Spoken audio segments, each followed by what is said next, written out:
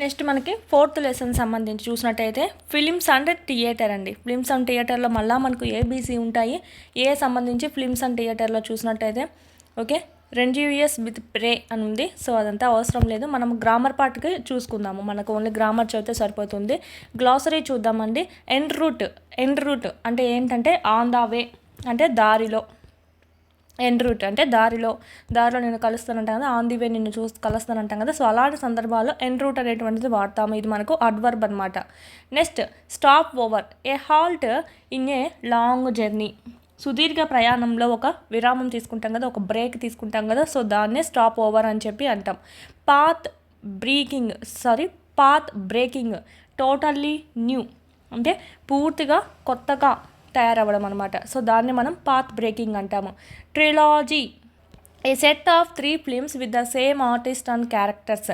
అంటే సేమ్ ఆర్టిస్టులు క్యారెక్టర్స్ పెట్టుకొని ఒక 3 ఫిల్మ్స్ తీస్తాం కదా, 1, 2, 3 అని చెప్పి. సో ఆ విధంగా ఉండేదాన్ని మనము ట్రిలాజీ అంటామండి.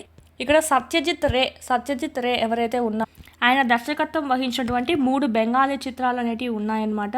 సేమ్ ఆర్టిస్ట్ ఉంటారు, సేమ్ క్యారెక్టర్సే ఉంటాయి. ఇప్పుడు మనకు బాహుబలి 1, 2 అలా ఎలా ఉన్నాయో అలాగా 3 ఉంటే కనుక దాన్ని ట్రిలాజీ అంటాము.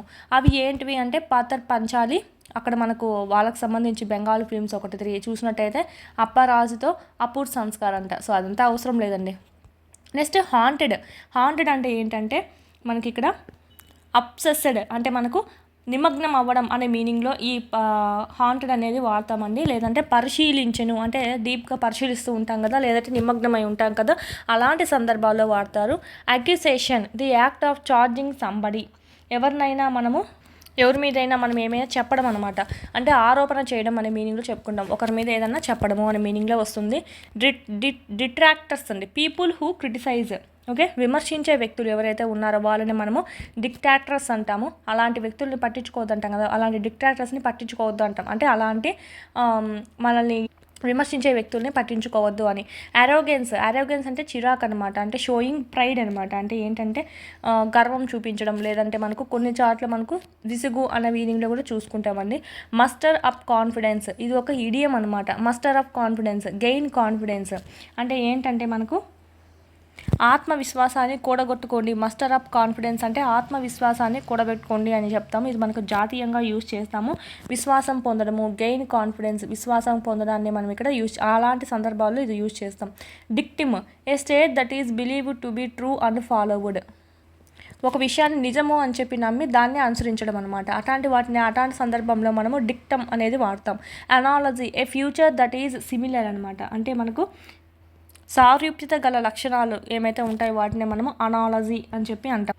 అసిస్టిక్స్, the art of judging beauty, అందాన్ని నిర్ణయించేటువంటి కళ. అంటే అందాన్ని చెప్పడం అనమాట. అంటే ఎంత అందంగా కూడా అంటే అందానికి జడ్జిమెంట్ ఇవ్వడం అని చెప్తాం కదా. సో అలాంటి సందర్భంలో మనం ఇక్కడ యాస్థెటిక్స్ అని చెప్పి వాడతామండి. అంటే సౌందర్యం అనే మీనింగ్లో చెప్పచ్చు. ఫాల్అవుట్ అంటే రిజల్ట్ అనమాట, అంటే ఫలితము. Agnostic, A person who doesn't know whether God exist. దేవుడు ఉన్నాడో లేదో తెలియనటువంటి వ్యక్తినే మనం ఏమంటామంటే అగ్నోసిస్ట్ అని చెప్పి అంటామండి. అగ్నేయ అని చెప్తాం. దేవుడు ఉన్నాడో లేదో తెలియనటువంటి వ్యక్తిని మనం ఈ విధంగా అంటామన్నమాట. నెక్స్ట్ మనకు కాంప్రిహెన్షన్ ఇచ్చారు, అవసరం లేదు. వొకాబులరీ చూద్దామండి. వొకాబులరీ నుంచి మనకి ఇక్కడ చూసుకోవాల్సి వస్తుంది. Read the following passage and notice the underlined words. It was a Sunday evening, it was already dark, we wanted to watch the film Ghajini, we had a square meal and came out, there were no lights, there was a power cut, it was pitch dark, it was bitterly cold, we look here and there. ఇక్కడ మనం చూసినట్టయితే underline words ఏవి, square meal underline చేశారు, pitch dark, bitterly cold, ఇవన్నీ మనకు underline చేసినటువంటి words అనమాట. ఇక్కడ మనకు చూసినట్టయితే we had a square meal and came out. ఇక్కడ చూసినట్టయితే మామూలుగా మీల్ యూజ్ చేయకుండా స్క్వైర్ మీల్ అని యూజ్ చేశారు. డార్క్, మామూలు డార్క్ చెప్పకుండా పోల్చి చెప్పారు కదా ఒక దాంతో, పిచ్ డార్క్ అంత డార్క్గా ఉందని చెప్పి. ఇట్ వాజ్ బిట్టర్లీ కోల్డ్, చాలా కోల్డ్గా ఉందని చెప్పి మనకి ఇక్కడ ఈ విధంగా చెప్పడాన్ని, ఇలా విధంగా మనకి ఇలా 2 పదాలు యూజ్ చేసి ఒక ఎక్స్ప్రెషన్ని మనం చెప్పడాన్ని ఏమంటామంటే కొలోకేషన్స్ అని చెప్పి అంటామండి. ఆల్రెడీ ఇది మనకు తక్కువ స్టాండర్డ్స్లో ఒకసారి చూసుకున్నాం, జస్ట్ పరిచయం చేసుకున్నాం అంతే. అంటే మనకి ఇక్కడ ఏముంటుందంటే ఒకదానికొకటి సహకరించుకునేటువంటి ఒక వర్డ్స్ని యూజ్ చేయడం జరుగుతుంది. కో అక్కరింగ్ వర్డ్స్ అండి, లేదంటే వర్డ్స్ కాంబినేషన్. వీటిల్నే మనం ఏమంటామంటే కొలోకేషన్స్ అని చెప్పి అంటాము. కో ప్లస్ లొకేట్, ఓకే, కొలోకేట్, ఓకే. ఇలా మనకు కొలోకేషన్స్ అనేది కో ప్లస్ లొకేషన్స్ అలా మనం చూసుకోవచ్చు. దీస్ ఎక్స్ప్రెషన్స్ ఆర్ న్యాచురలీ, సహజంగానే మనకు యూజ్ చేయడం జరుగుతుంది. Look at these another example. ఇంకొకటి ఎగ్జాంపుల్ చూసినట్టయితే రైడ్ ఏ మోటార్ సైకిల్, ఓకేనా, డ్రైవ్ ఏ మోటార్ సైకిల్. ఇక్కడ మనము రైడ్ ఏ మోటార్ సైకిల్ అంటాం కానీ డ్రైవ్ ఏ మోటార్ సైకిల్ అనము. ఎందుకు? దీనికి ఇదే సెట్ అవుతుంది అనమాట, ఓకే. ఒక మోటార్ సైకిల్ రైడ్ చేయి అనేది బాగుంటుంది, డ్రైవ్ చేయి అనే దానికన్నా, ఓకేనా. సో ఈ విధంగా దీనికి మ్యాచ్ అయ్యే వర్డ్ ఇది యూజ్ అవుతుంది. సో ఈ విధంగా మీల్కి మ్యాచ్ అయ్యేది ఇది, డార్క్కి ఇది, కోల్డ్కి ఇది. సో ఇలాంటివే మనము కొలోకేషన్స్ అని చెప్తామండి. ఆ పదానికి అది యూజ్ చేయడం వల్ల ఇంకొంచెం అందంగా కనిపిస్తుంది, మనకు వినడానికి కానీ పలకడానికి కానీ బాగా అనిపిస్తుంది. సో అలాంటి వర్డ్స్ని మనము కొలోకేషన్స్ అని అంటాం. ఇక్కడ బెస్ట్ ఎగ్జాంపుల్ అంటే ఇదే అనమాట. రైడ్ ఏ మోటార్ సైకిల్ అంటే ఎలా ఉంది, డ్రైవ్ ఏ మోటార్ సైకిల్ అంటే ఎలా ఉంది. సో ఆ విధంగా ఇక్కడ మన కింద కొన్ని పదాలు ఇచ్చారు. Standing, fitting, outstanding, thunderous. ఇక్కడ మనకి ఏదైతే సూటబుల్ అవుతుందో అది యూజ్ చేద్దాం. ఇక్కడ the venue of the celebration was Ravindra Bharati, Hyderabad. It was the 100 days celebration of the film animals forever. Avinash the hero was full of life with his dash performance in the film. ఇక్కడ మనకు dash performance అంటే ఏం రాయొచ్చు? Out standing performance రాయొచ్చు కదా, out standing performance. వీటిల్లో ఏమంటామంటే మనం కొలోకేషన్స్ అంటాం ఈ అవుట్ స్టాండింగ్ పర్ఫార్మెన్స్ అనేటువంటి word కాంబినేషన్ని. He was admired by everyone. In fact, he was considered to be the main reason for the success of the film. The hall resonated with dash clapping. Dash clapping అంటే thunderous clapping. ఇది కూడా మనకు ఒక కొలోకేషన్. When he came onto the dais, the auditorium with, okay, packed audience honored him with a dash ovation. Dash ovation అంటే standing ovation. అంటే లేచి నిలబడతారు కదా, మనకు ఏదైనా ఎవరైనా గౌరవమైనటువంటి వ్యక్తులు అలాగా మనకు స్టేజ్ మీద వెళ్ళేటప్పుడు కింద ఉన్న వాళ్ళు కూడా గౌరవప్రదంగా నిలబడతారు లేచి. సో అది దాన్నే ఏమంటామంటే స్టాండింగ్ ఓవేషన్ అంటాం. అంటే నిలబడుకొని వాళ్ళకు ఇలాగా మర్యాద రూపంలో అలాగా నిలబడుకోవడం అనమాట. The producer felicitated everyone in the unit in a dash manner అంటే fitting manner. The event was momentous and unforgettable. ఇది మనకు పైన యూజ్ చేసినటువంటి వర్డ్స్ యూజ్ చేసి ఈ కొలోకేషన్స్ అనేటివి యూజ్ చేసాం. నెక్స్ట్ మనకి వన్ వర్డ్ సబ్స్టిట్యూషన్ అండి. వన్ వర్డ్ సబ్స్టిట్యూషన్ పదాలు చూసినట్టయితే rendezvous is a one word substitution for a meeting place అనమాట. అంటే ఒక కలిసేటువంటి ప్రదేశము అనే మీనింగ్లో చూసుకున్నట్టయితే దానికి వన్ వర్డ్ సబ్స్టిట్యూషన్గా ర్యాంజీడియస్ అనేది మనం వాడతాం అనమాట. ఆల్రెడీ ముందు లెసన్లో చూసుకున్నాం వన్ వర్డ్ సబ్స్టిట్యూషన్స్ దండిగా, ఓకే, అవి కూడా ఇంపార్టెంట్. ఇక్కడ మనకి కింద ఇచ్చారు వన్ వర్డ్ సబ్స్టిట్యూషన్స్ అనేటివి వాటికి రాయాలంట. A short stay between 2 places in one's journey. 2 ప్లేసెస్కి మధ్యలో ఒక జర్నీ చేసే సమయంలో ఒక 2 ప్లేసెస్కి మధ్యలో మనం ఒక చిన్న విరామం తీసుకుంటాం కదా, ఓకే, దాన్ని ఏమంటాము? ఆల్రెడీ మనము గ్లాసరీలో చూసుకున్నాం కదా, stopover. A person who brings out new బుక్స్ని మనకు తయారు చేసే వాళ్ళు లేకుంటే బయటికి తీసుకొచ్చే వాళ్ళు ఏమంటామంటే పబ్లిషర్ అంటాం. A group of 3 films that has the same characters or subject. Trilogy already గ్లాసరీలో చూసాం. And impressive entrance to a building. ఒక బిల్డింగ్కి ముందర పక్క ఎంట్రన్స్ చాలా కలర్ఫుల్గా పెట్టి అంత డెకరేట్ చేస్తాం కదా, దాన్ని ఏమంటాము అంటే portal.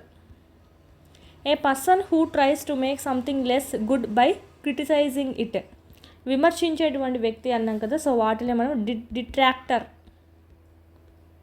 A person who is extremely important or large in size. ఒక పర్సన్ మనకు చాలా ఇంపార్టెంట్ అనిపిస్తుంది కదా, సో వాళ్ళు ఏమంటామంటే colossus. A handwritten document. చేత్తో రాసినటువంటి ఒక డాక్యుమెంట్ని ఏమంటామంటే dictum. A person who is responsible for a problem or crime. ఒక ప్రాబ్లంకి లేదంటే ఒక క్రైమ్కి తనే బాధ్యత వహించడం, తను ఏమంటాం కల్పిట్ అని అంటామండి. ఏ హ్యాండ్ రిటన్ డాక్యుమెంట్ ఇది మనకు manuscript. A statement that expresses something people believe is true and is to be followed. ఇది ఆల్రెడీ చూసుకున్నాం కదా, ఒకటి నమ్మి అది నిజం అనుకొని దాన్ని ఫాలో చేస్తూ ఉండడము. Using more words than needed, అవసరం ఉన్నదానికన్నా ఎక్కువ వర్డ్స్ యూజ్ చేయడము. Okay, verbose, something designed to teach people some moral. Okay, ఏదన్నా మనం డిజైన్ చేయడం ఎందుకంటే పీపుల్స్కి కొన్ని నీతి నేర్పించడానికి మనం కొన్ని డిజైన్ చేస్తాం కదా, వాటిని ఏమంటామంటే didactic. A person who is not sure about the existing of God ఉన్నాడా లేదా, దేవుడు ఉన్నాడా లేదా అని సరిగ్గా తెలియనటువంటి వ్యక్తిని ఏమంటామంటే అగ్నోస్టిక్. ఇది మన క్లాస్ రూల్లో కూడా వచ్చాయి ఆల్మోస్ట్ ఈ పదాలన్నీ. A branch of philosophy the studies the principle of beauty in art. Okay, beauty యొక్క సూత్రాల గురించి తెలిపేదే మనం చూసినట్టయితే సౌందర్య శాస్త్రం అంటాం కదా, సో అది మనకు aesthetics. A result of situation of an action.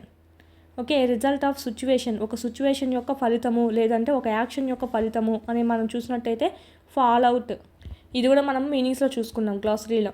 A film that gives facts about something. Documentary, ఒక విషయం గురించి మనకు అది రియల్ వాటిని తెలపడం అనేది జరుగుతుంది, డాక్యుమెంటరీ అండి. ఇప్పట్లో కూడా ఎన్నో డాక్యుమెంటరీస్ ఉన్నాయి కదా, అవన్నీ మనకు రియల్ జరిగినట్టు అనమాట. సో వాటి గురించి బ్రీఫ్గా మనకు తెలియజేయడం అనేది జరుగుతుంది. సో ఇది మనకు వన్ వర్డ్ సబ్స్టిట్యూషన్స్. నెక్స్ట్ మనం చూసినట్టయితే ఇక్కడ కొన్ని పదాలు ఇచ్చారండి. ఈ పదాలు నార్మల్గా ఇంగ్లీష్ లాంగ్వేజ్ కాదనమాట, లాటిన్, గ్రీక్, పోర్చుగీస్ అనమాట. ఓకే, పోర్చుగీసు, అన్సోన్ ఇంకా చాలా వరకు ఉన్నాయి. ఇవి మనకు జస్ట్ ఆ భాషలో యూజ్ చేశారు. ఇక్కడ మనకు రియల్ ఇంగ్లీష్ దాని మీనింగ్ ఏంటనేది ఈ పక్క ఇంగ్లీష్లో ఇచ్చారు. సో అది చూద్దామండి.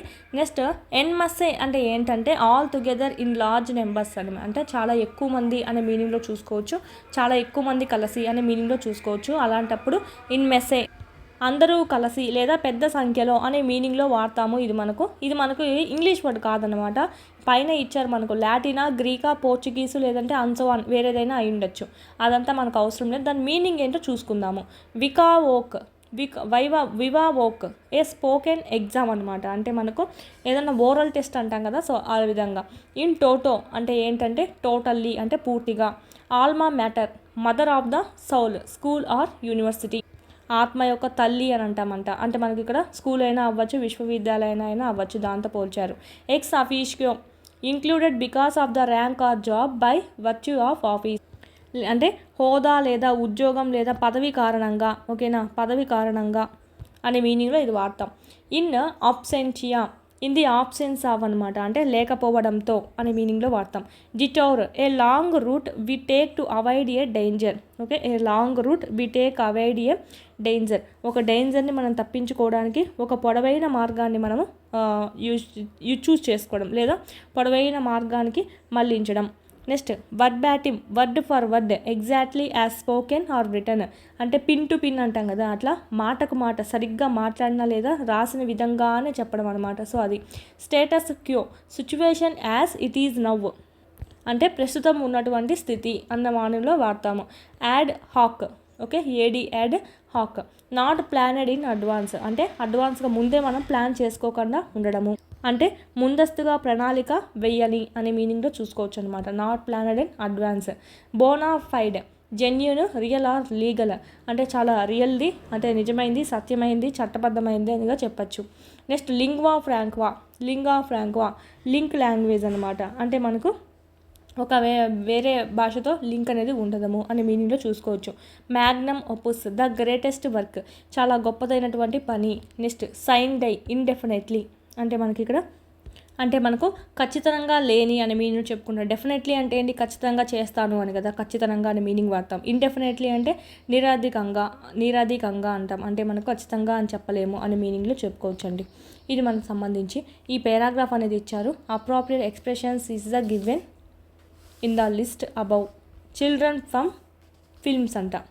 ఇక్కడ మనం చూసినట్టయితే ఇక్కడ మనకి ఇచ్చినటువంటిది ఒక పేరా అనేది ఇచ్చారండి. వీటికి సంబంధించి పైన మనం ఇప్పుడు చూసుకున్నాం కదా ఈ మీనింగ్స్ 14 మీనింగ్స్, వాటికి సంబంధించి ఏదైతే ఇక్కడ యూజ్ చేస్తామో అది చేయమన్నాడు.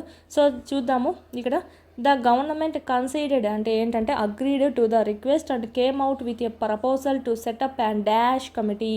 అడాక్ అంటే ఏం చెప్పుకున్నాం, నాట్ ప్లానెడ్ ఇన్ అడ్వాన్స్, అది ముందస్తుగానే ప్లాన్ ఏం చేసుకోకుండా అప్పటికప్పుడు కమిటీని ఒకటి ఏర్పాటు చేసింది. To serve the purpose before a permanent body is in place. It was proposed by the government that వీటికి సంబంధించినటువంటి ఫుల్ క్లాసెస్ అన్నీ మీకు యాప్లో అందుబాటులో ఉన్నాయి. 3rd నుంచి 10th వరకు లెసన్ వైజ్ వీడియోస్ ప్లస్ పీడిఎఫ్స్తో సహా మీకు 500 రూపీస్కే మీరు ఇక్కడ పర్చేస్ అనేది చేసుకోవచ్చు. 3, 4, 5 ఈవీఎస్ అంతా మనకు యూట్యూబ్లో ఉండేది ఓల్డ్ కాబట్టి ఓల్డ్ డిస్ట్రిక్ట్స్ ప్రకారం ఉంది. సో ఇక్కడ మనకు న్యూ సిలబస్ న్యూ డిస్ట్రిక్ట్స్ ప్రకారం మీకు ఇక్కడ అప్డేట్ చేయడం జరిగింది. అదేవిధంగా 7th తెలుగు సంబంధించి మొత్తం కంప్లీట్ అయింది. 8th సంబంధించి కూడా మీకు యాప్లో అందుబాటులో ఉంది. 8th జాగ్రఫీ సంబంధించి, అదేవిధంగా మ్యాథమెటిక్స్ సంబంధించి అయితే మోస్ట్ ఇంపార్టెంట్ 9th మ్యాథ్స్కి సంబంధించి కూడా మీకు ఇక్కడ ఆల్ క్లాసెస్ అన్నీ సెమ్ 1, సెమ్ 2 కూడా మీకు అప్లోడ్ చేయడం అనేది జరిగింది. ఈ విధంగా 3rd నుంచి 10th వరకు 3rd to 8th మొత్తం ఉంటాయి. 9th 10th లింక్డ్ టాపిక్స్ అనేటివి మీకు అప్లోడ్ చేయడం జరిగింది. చూడండి, చాలా యూస్ఫుల్ అవుతుంది.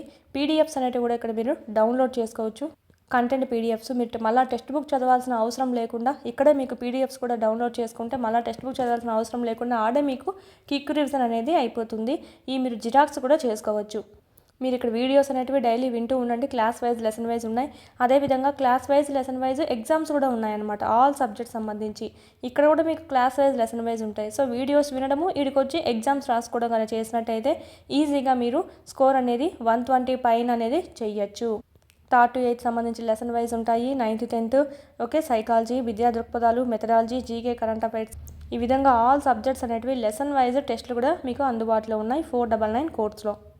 నెక్స్ట్ సైకాలజీ సంబంధించి అకాడమీ టెక్స్ట్ బుక్ సంబంధించి ఒక వీడియోస్ ప్లస్ పీడిఎఫ్స్ టెస్ట్లు మరియు బిట్స్ యొక్క ఎక్స్ప్లెనేషన్ అంతా మీకు ఇక్కడ వీడియోస్ రూపంలో మీకు అంతా ఇక్కడ అవైలబిలిటీలో ఉంది. పీడిఎఫ్ కూడా మీరు డౌన్లోడ్ చేసుకొని జిరాక్స్ చేసుకోవచ్చు. బుక్ దొరకపోయినా పర్లేదు, ఈ పీడిఎఫ్ అనేది మీకు డౌన్లోడ్ చేసుకొని జిరాక్స్ చేయించుకుని అది చదువుకున్నా కూడా మీకు సరిపోతుందండి. Same book.